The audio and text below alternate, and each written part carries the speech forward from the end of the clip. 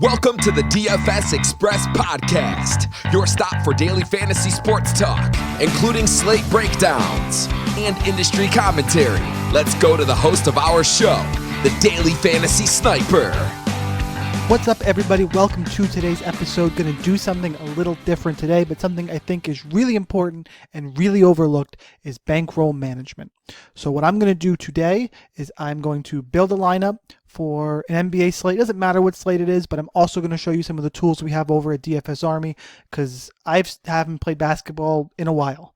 It's a 3-game slate. It is Sunday, Super Bowl Sunday, February 2nd. When I'm recording this, you're going to see this, going to release this episode on Wednesday, but kind of show you what I'm using to build, really just using tools, just going to build a lineup and whatever happens. The more important part of this video is going to be the contests I enter, the amount of money I play in each type of contest, and how to manage your bankroll in the long term. People talk about it all the time. We talk about it at DFS Army all the time. I want to put into practice, show you exactly what you can be doing. There's different variants to it. I'm going to show you exactly what I play. I do this for MMA, soccer, all that type of stuff. Super Bowl today, even Showdown I don't generally play, but it's a Super Bowl, so of course I'm going to play. But kind of just a practical example. Before I dig into all that, if you're listening on iTunes or Google Play or any place like that, I am sharing my screen on DraftKings. You're probably better off watching this episode on YouTube, the Daily Fantasy Sniper. If you're already on YouTube, welcome. And wherever you are, like, comment, subscribe, comment, and definitely subscribe on iTunes, all those places. And you can give me a follow on Twitter at @sniper_DFS. If you like the content you see, the tools and resources we have, go to dfsarmy.com. Use the code SNIPER for 20% off. One cost gets you access to our resources, cheat sheets, all that stuff for all sports. You also can get a 1 month free. It's there right there when you sign up. You can choose that option, get a month free to try it out. All right, I think that's enough of the intro. Let's kind of dive into it. So I put up a poll on Twitter how much money I should play on a slate like this when I'm doing my example. The winner was, I think, the most common bankroll size. We're playing between $10 and $20 a slate. I'm going to go with $20. I'm going to play $20 on this NBA slate. How should you do it? I'm a single entry guy for the most part. It's the bigger sports, I'll roll some more out, but I think at this level you should be laddering, and that's really just hybrid type of lineup. Build what you think is the optimal lineup. Don't just plug in numbers on an optimizer. You got to use a little bit of tools, and that's where I think that the cheat sheets come in, and you'll see some of that. But one lineup entered in the right way. So the first thing I'm going to do is I'm going to flip over to DraftKings here. Actually, what I should do is move myself up into the corner. There we go. All right, as you can see, it is the Sunday slate, 3-gamer, $20.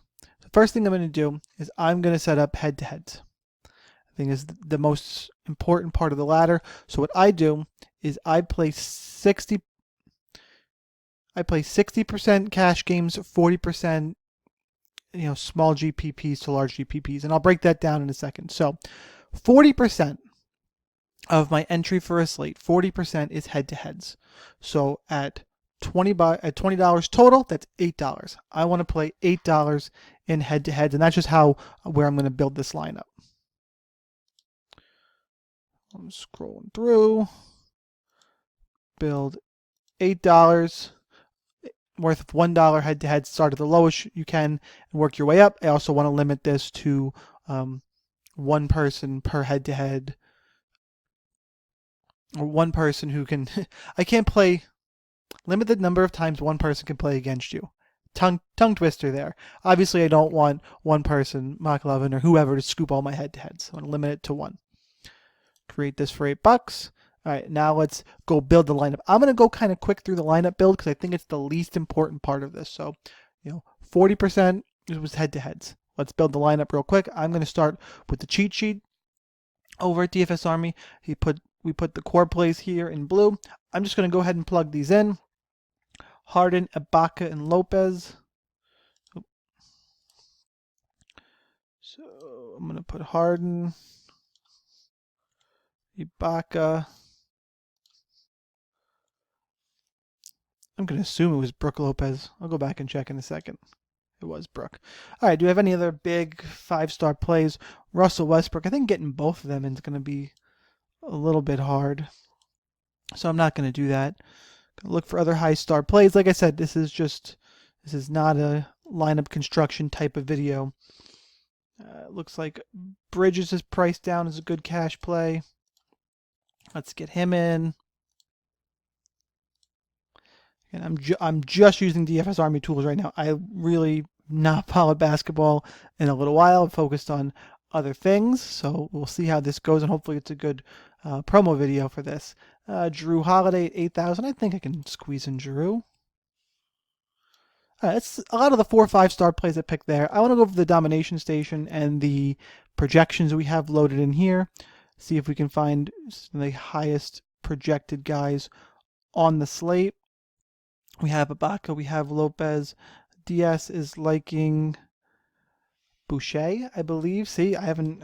God, I'm also terrible with names. That's a bad combination. 3,300 near min price. I'm going to go back to earlier if I can plug in Russell Westbrook. 3,200. I think you can find somebody cheap for 3,200. I'm going to use the domination station. I'm going to go ahead. I'm going to limit this to 3,200. And I'm going to sort by most points I can get for 3,200. This is weird. It's got... It's a really strange hit here in the domination station. His minutes is still 0. I think this is a manual override. Probably some late news has come up. So I'm probably going to triple check this.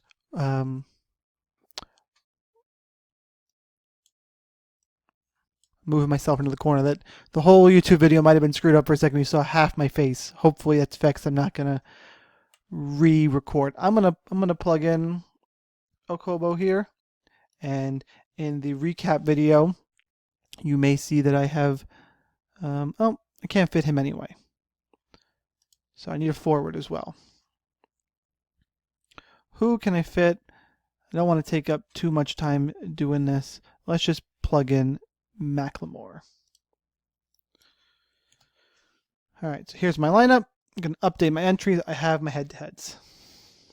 As you can see, I'm playing some soccer right now, and it's not going great. Manchester City's picked up a red card, and it's one of those things. Variance happened. So, but you can kind of look. I played a bunch of head-to-heads here, triple ups, one small entry GPP.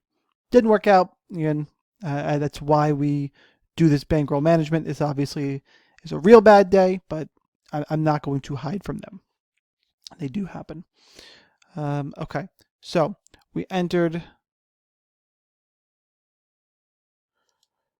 our head-to-heads. The next thing is I want 20% just double ups. So I'm going to click there, and that for this slate at $20, that is quick math, $4. I want $4 in double ups. I'm going to go ahead and just enter the $2 double up twice. Okay. I also want, so we have 40% head-to-heads, 20% double ups. I want 20% small GPPs, and by small, I want 40 people and under. So I want $4 in that, and that's, if you can't find a small, that doesn't exist, a small GPP like that, triple ups, quints, same type of thing. I'm not even going to go hunting. I don't want to stretch out this video too much. So I'm just going to enter $4 in triple ups.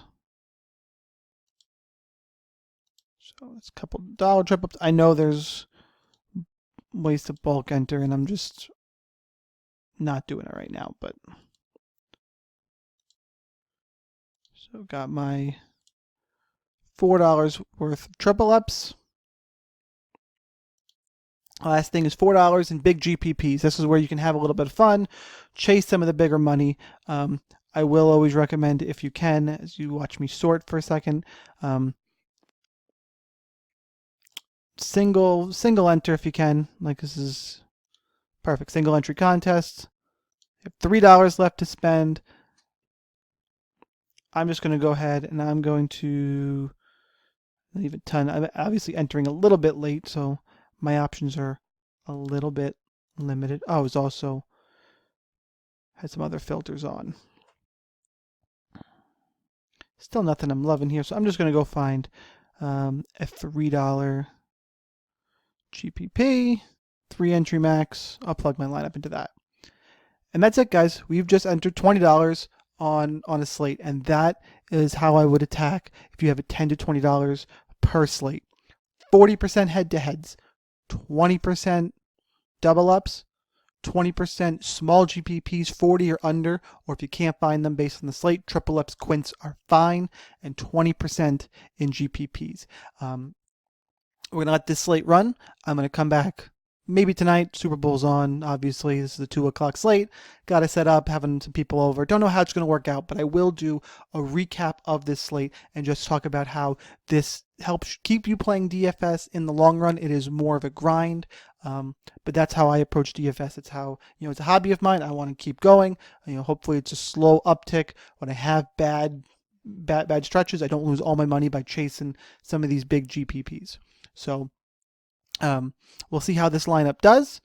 I might make a tinker or two, but that's how the tools worked. I really want to go look at why Okobo was priced like that in the domination station. I'm sure it was late news. I'll go check out what they're saying in Slack. Might see a change or two, but that is how I would approach managing your bankroll. I'll check back with you in a little bit, and we'll see how this lineup did and how we did on our $20 investment. And I am back to recap how that slate went. And luckily, it wasn't a big winning slate. There's actually a really good example of bankroll management because you're not going to win every slate. I didn't lose this slate. It was a small win. But as I mentioned in the first part of this episode, kind of that long grind is what I like about DFS. Make some money, long-term hobby. And that's how I approach it. So without further ado, we'll look at how the lineup did. I'll flip myself over here. And so again, put $20 in, got $21.80 out.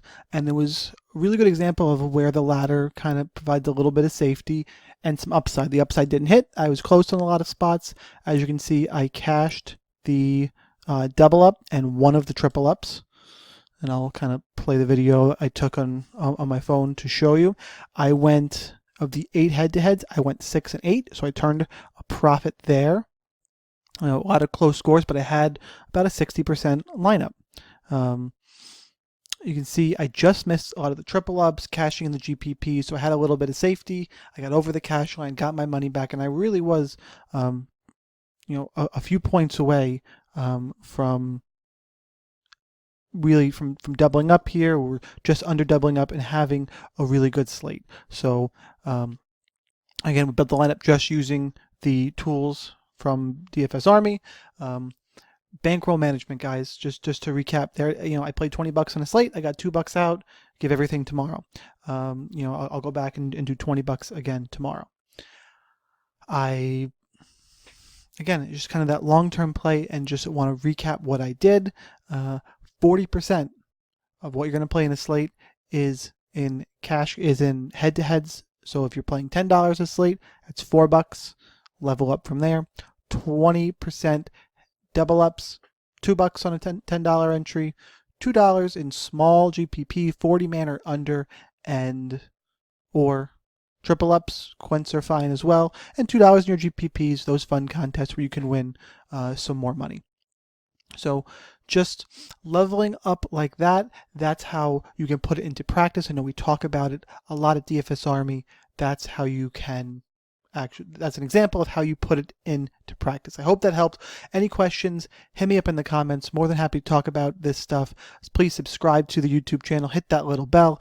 I appreciate it. Give me a follow on Twitter at @sniper_DFS. Hope you enjoyed the content. Good luck in your contests. Manage your bankroll smartly. I'll see you next time.